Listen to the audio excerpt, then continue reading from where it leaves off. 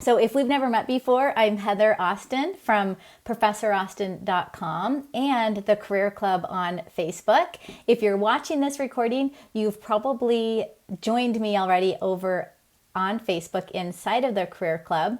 And I provide solutions to help you with your career, whether that's a career transition or just finding a new job. I know how difficult it can be to be in a position that may not be fulfilling and to find a new position. So I help people with that as well. So I have some slides prepared for you today. So I'm going to go ahead and put the slides up on the screen. And I'm also going to be doing a screen share. So I got a lot of questions, like always, about LinkedIn. So I'm going to actually be sharing my screen, my LinkedIn page with you to kind of show you some things that will help you hopefully make a better LinkedIn profile. So let's go ahead and start with this first question. So this comes from Jamie. So Jamie, if you're here or if you're listening to this replay, hello. Jamie submitted a question and she said, after submitting an application, is it good to follow up? If so, when and how? And then she says, many times the person responsible for hiring is unknown. I loved when Jamie submitted this question because I get it all the time. It's hard to know when you submit an application and even a resume. If you hear nothing back, it's hard to know how pushy should you be? When should you respond? When should you reach out? My recommendation is always to follow up within a week. So an email would be appropriate to kind of reach out for the first, that first line of contact would just be to send a quick email. You could say something like, hey, I hope this email finds you well. Earlier this month or last week, I submitted my resume or application for this position. And you would kind of talk about the position, talk about the company too. And then you would say something like, I'm very excited to learn about this position. And if you have some type of connection with the position, maybe somebody works for the company that you know, mention that in there. So you're really just trying to do what you can to stand out from other applicants and kind of get yourself to the top of the employer's mind. You also want to talk about in that email when you reach out, it's kind of like another way to say, hey, I'm a qualified candidate and this is why. And you mention your expertise and your qualifications. And then you would go through and just, at the end of that message, just say, hey, do you need anything else from me? And make this a nice professional message. But an email within 1 week is a good practice to follow. Another thing you could do is follow up with a phone call. Now, I know that Jamie mentioned that it's hard to find who's hiring for the position.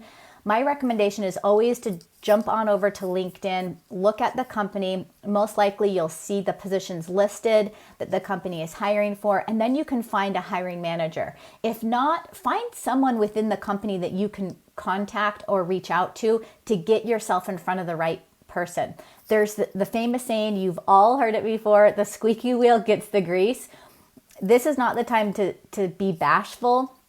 Within reason, you want to make sure you're following up. And I would say follow up every week for probably 2 to 3 weeks, maybe a month. If you get to that point where you're just not hearing back, my recommendation would be to move on from that. But don't shy away from really following through. And I have a video that might help Jamie as well. So it would actually be after the follow-up happens. In fact, I'll go ahead and place this video. It's a link to how to follow up after your interview. So I'm going to go ahead and just place that into the chat.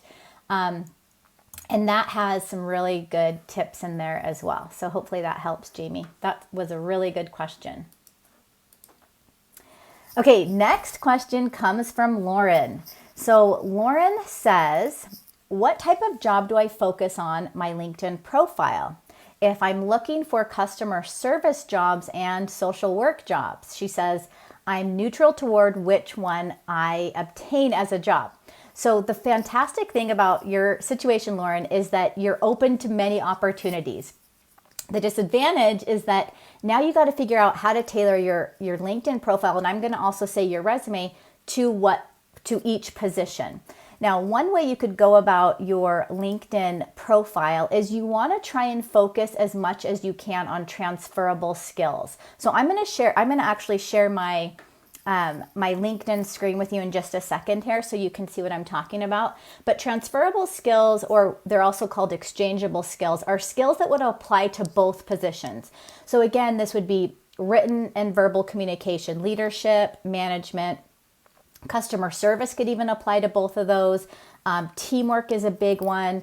Organizational skills, maybe you're good with numbers or data. So you want to focus on those types of skills for both positions. So things that the employer would really enjoy no matter what position you're looking for.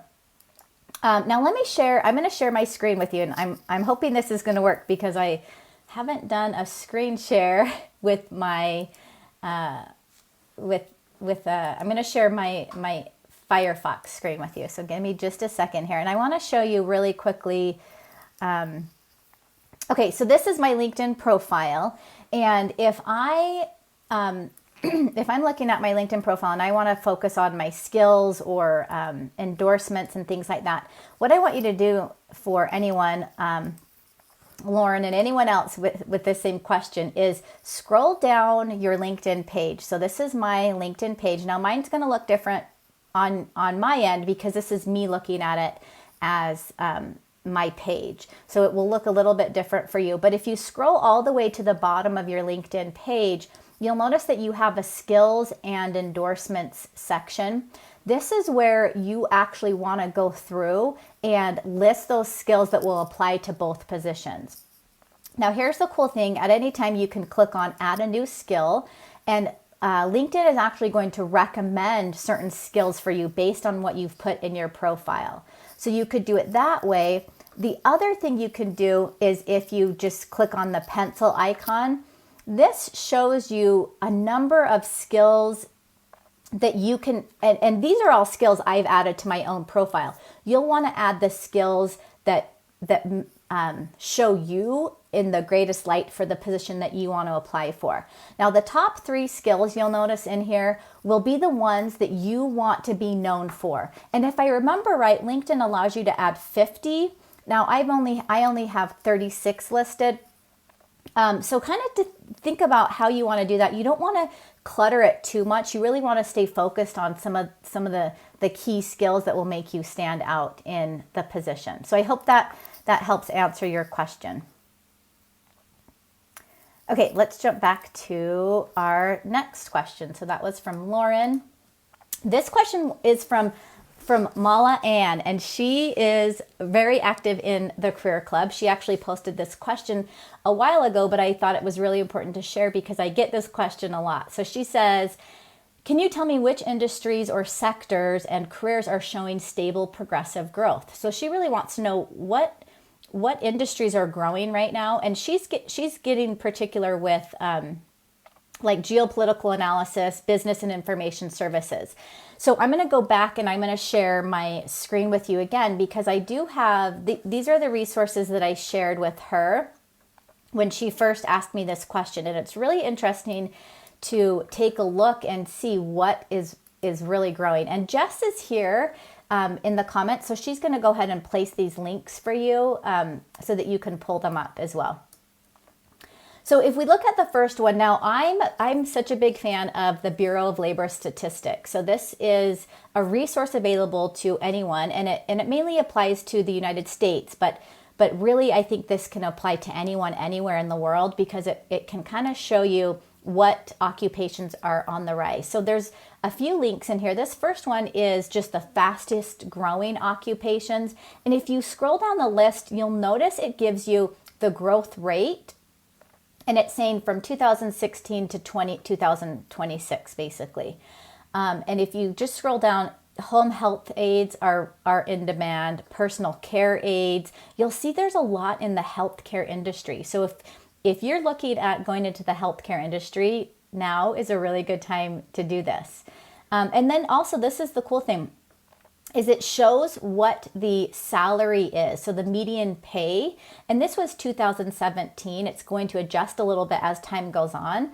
But this is the they don't have the statistics yet for 2018, but for last year, you can see like a physician's assistant, their median salary would be $104,000 per year. So one way when you're actually deciding on what industry to go into, and I have a lot of clients and students that are in this same situation, look at what's on the trend or what's on the rise. And if you need education or special training, what is that going to cost you? So, if you have to go and you want to be a physician's assistant and you're going to end up making $104,000 a year, but yet you're going to come out of school with, debt, like $200,000 or $300,000 of debt. Does that make sense for you financially? So you gotta look at it in those terms as well.